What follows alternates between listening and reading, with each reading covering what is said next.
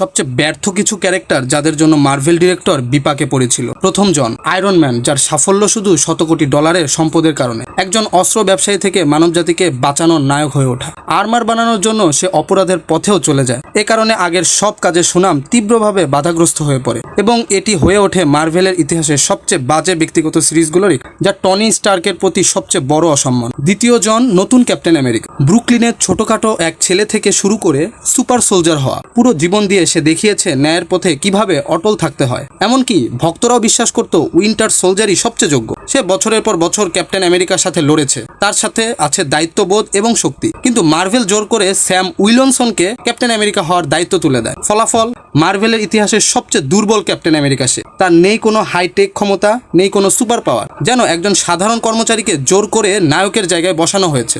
তৃতীয় জন, নতুন black panther, সুরি। Chadwick বোসম্যান একমাত্র ব্ল্যাক প্যান্থার সিনেমা দিয়ে অস্কারে 7টি মনোনয়ন পেয়েছিলেন। তার অসাধারণ অভিনয় তাকে বানিয়েছিল প্রথম কৃষ্ণাঙ্গ সুপারহিরো আইকনদের একজন। কিন্তু দুর্ভাগ্যজনকভাবে ক্যান্সারের কারণে তার মৃত্যু ঘটে, যা সারা বিশ্বের ভক্তদের গভীরভাবে কষ্ট দেয়। এই কঠিন সময়ে মার্ভেল সিদ্ধান্ত নেয় তার বোন সুরিকে ব্ল্যাক প্যান্থার বানানো, কিন্তু তার ব্যক্তিত্ব ততটা শক্তিশালী ছিল না। আপনার মতে কি মনে হয়, কে বেশি ব্যর্থ এখানে? সেটি কমেন্ট করে জানান।